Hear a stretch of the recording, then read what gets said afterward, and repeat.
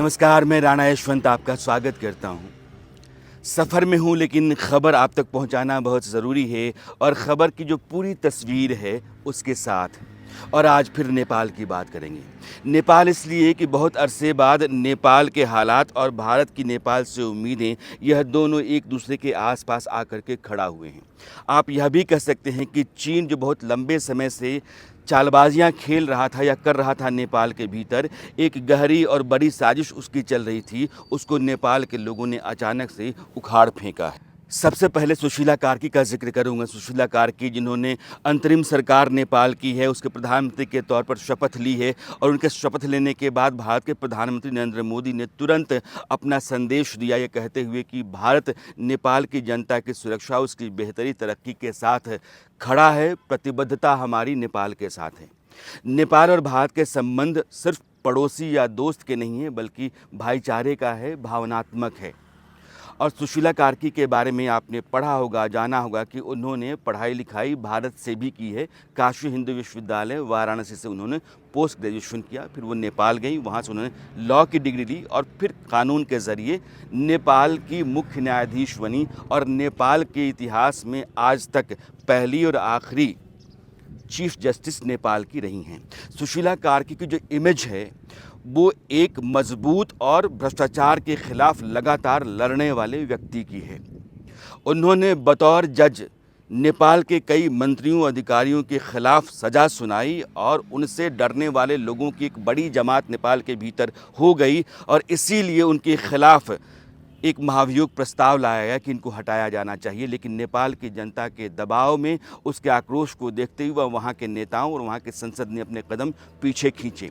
लेकिन आज की तारीख में जो जेनजी है, जिसके आंदोलन, बगावत या जिसके आक्रोश के चलते वहाँ की सत्ता बदली है या जो सरकार थी वो हटी है, एक नई सरकार आने वाली है और अंतरिम सरकार बनी है, वो क्यों चाहती रही है कि सुशीला कार्की ही अंतरिम प्रधानमंत्री हों।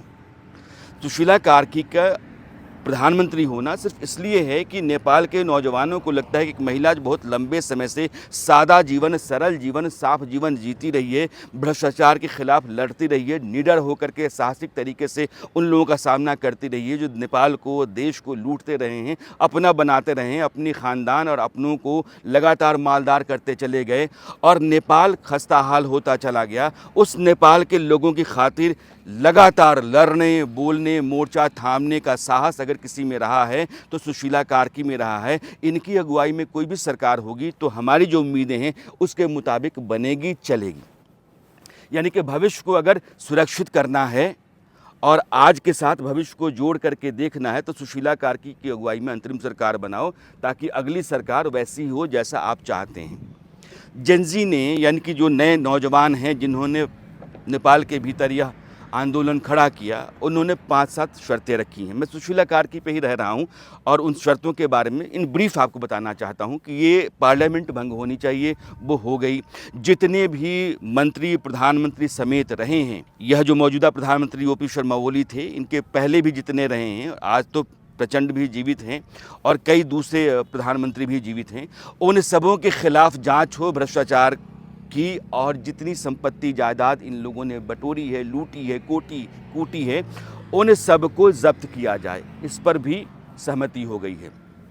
यह जो आंदोलन हुआ सरकार के खिलाफ, जो हिंसा हुई, गोलियां चलाई गई, नौजवानों के ऊपर ज़्यादतियां हुई हैं, उसकी जांच हो और दोषी हैं उनको भी सज़ा दी जाए। इस पर भी सहमति बन गई है।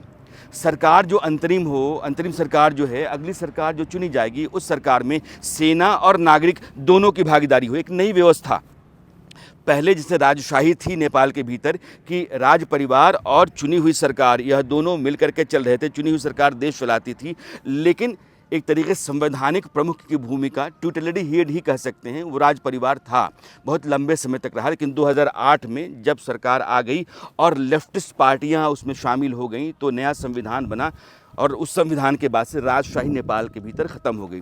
तो 2008 से लेकर के 2025 तक 17 वर्षों में राजशाही नहीं रही है। अब जो नई व्यवस्था की मांग की जा रही है वो है कि सेना और नागरिक के चुने हुए लोग, प्रतिनिधि, वो दोनों मिलकर के सरकार चलाएं। यानी कि सरकार की नई रूपरेखा क्या होगी, इसकी जिम्मेदारी भी सुशीला कार्की के ऊपर है। जो नया संविधान हो गया, संविधान में जो बदलाव किए जाएंगे वो किस तरह के हों, वो भी सुशीला कार्की के कंधों पर ही है। जितने भी भ्रष्टाचारी हैं और जिन्होंने समाज को, देश को लूटा है, उनके खिलाफ मुकदमे चलें, सज़ा हो, यह सुनिश्चित करने का जिम्मा भी उनके पास है। यानी कि आज की तारीख में नेपाल जहां खड़ा है उसने अपनी पूरी संभावना और उम्मीदों के साथ सुशीला कार्की को जोड़ा है। जाहिर है उनके ऊपर एक दबाव है, नैतिक दबाव है, और नेपाल की तमाम उम्मीदें, संभावनाएं उनसे जुड़ी हुई हैं। और सुशीला कार्की का अपना संबंध भारत के साथ है।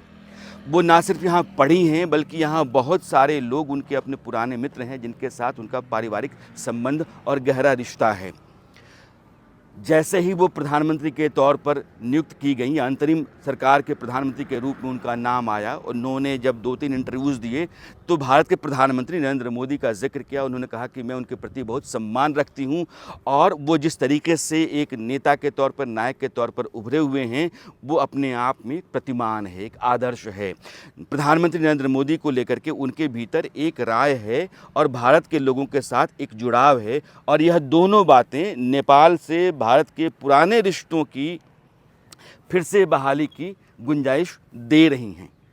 यह बीच में जो चीन का खेल चलता रहा और वहाँ की लेफ्ट पार्टियों ने भारत के साथ दूरियां बना लीं, चाहे ओपी शर्मा ओली हों या प्रचंड हों, और उन दूरियों के चलते नेपाल के लोगों के भीतर एक आक्रोश या एक मतभेद, मनभेद पैदा हुआ भारत के लोगों के साथ।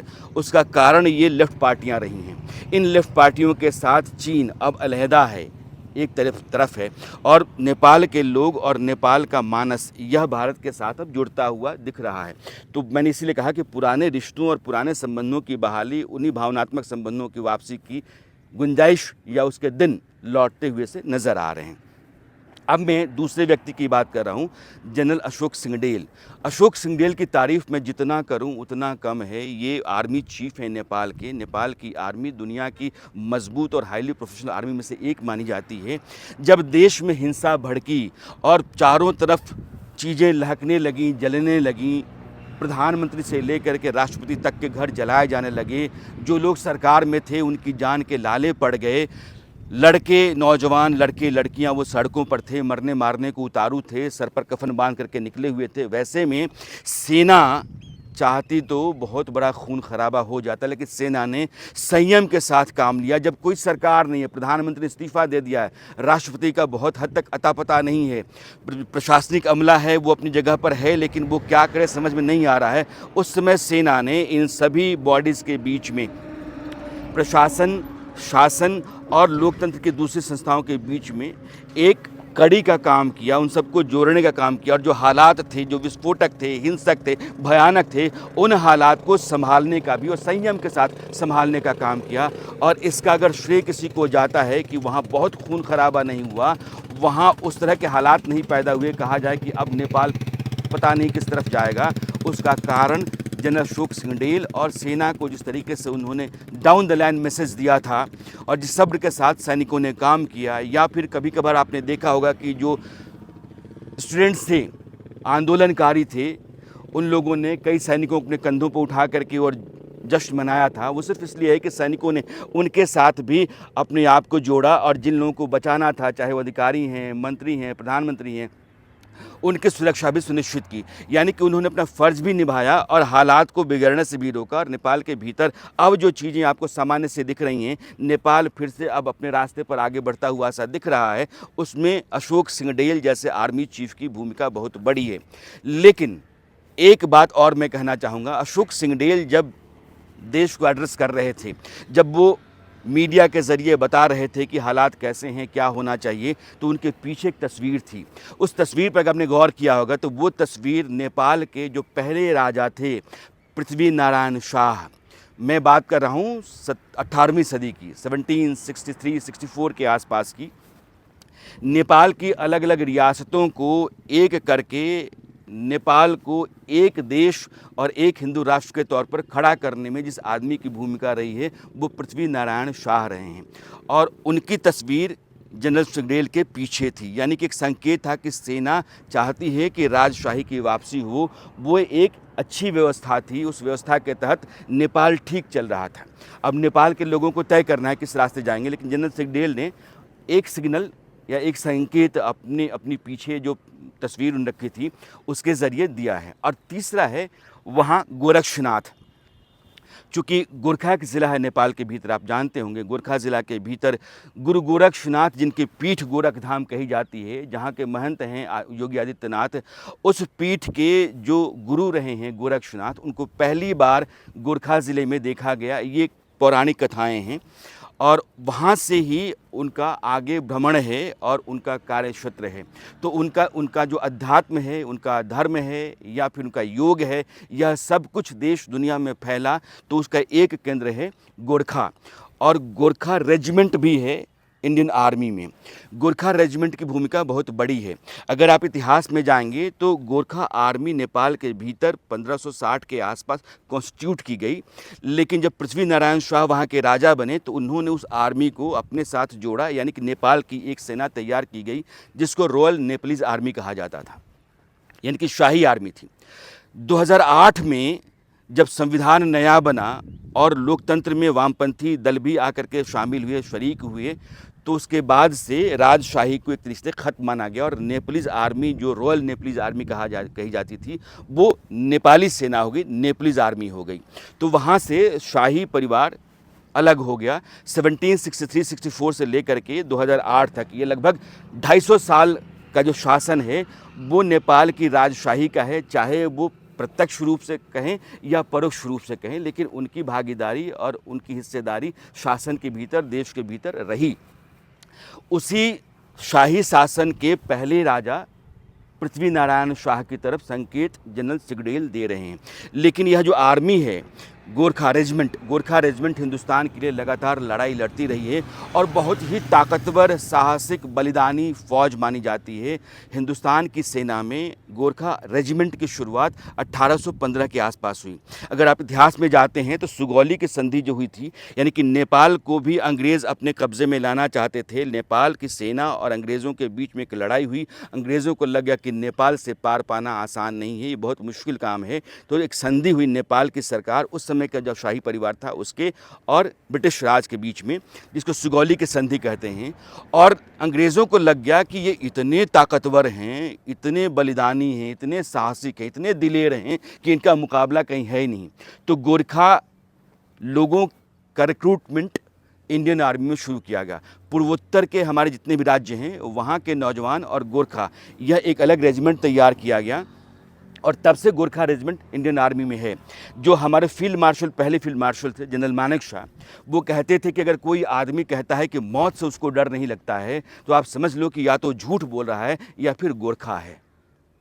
तो हमारे यहाँ जो गोरखा रेजिमेंट है, जिसका स्लोगन है कि जय महाकाली आया गोरखाली, गोरखा रेजिमेंट ने हिंदुस्तान की कई जंगों की जीत में महत्वपूर्ण भूमिका निभाई है और उसने अपनी दिलेरी, बहादुरी और शहादत की वो कहानियाँ लिखी हैं जिन कहानियों का मुकाबला इतिहास में आपको इक्का दुक्का ही दिखेगा।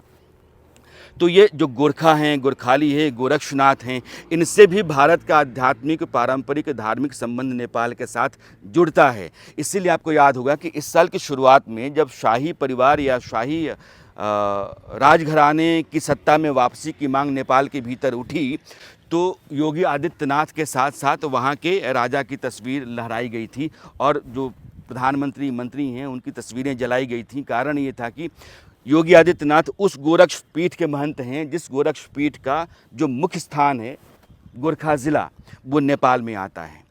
तो गोरक्षनाथ से संबंध गोरखा ज़िले का है और योगी आदित्यनाथ इसलिए नेपाल में भी बहुत लोकप्रिय हैं और उनका एक अपना जनाधार है।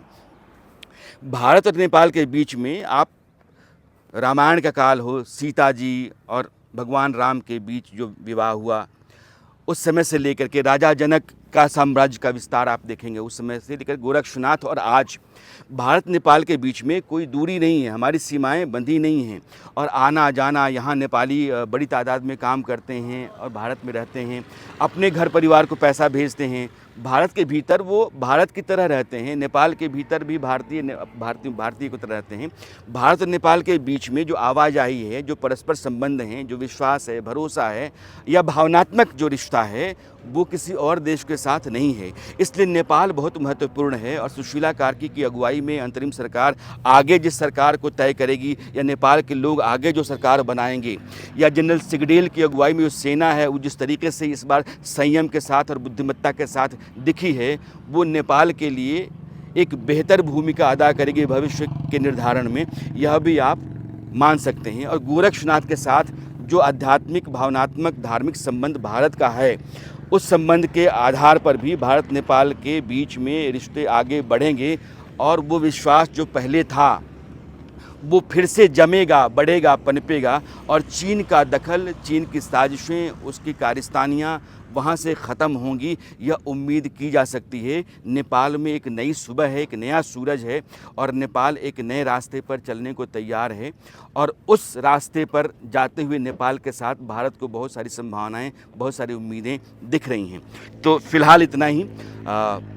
विदा लेने से पहले मैं कहूँगा कि ये जो मेरा YouTube चैनल है, इसको आप सब्सक्राइब कीजिए, वीडियोस को लाइक किया कीजिए, शेयर किया कीजिए और लगता है आपको कि कुछ और है टॉपिक जिस पर मुझे अपनी बात रखनी चाहिए, तो मैं ज़रूर कोशिश करूँगा। कमेंट बॉक्स में अपनी राय आप डाला कीजिए और मैं अब सफ़र पर आगे के लिए निकल रहा हूँ। ज़िंदगी ऐसे ही चलती रहती है। फिर जब कोई बड़ी खबर आती है तो मैं आपसे जुड़ता हूँ। फ़िलहाल के लिए नमस्कार।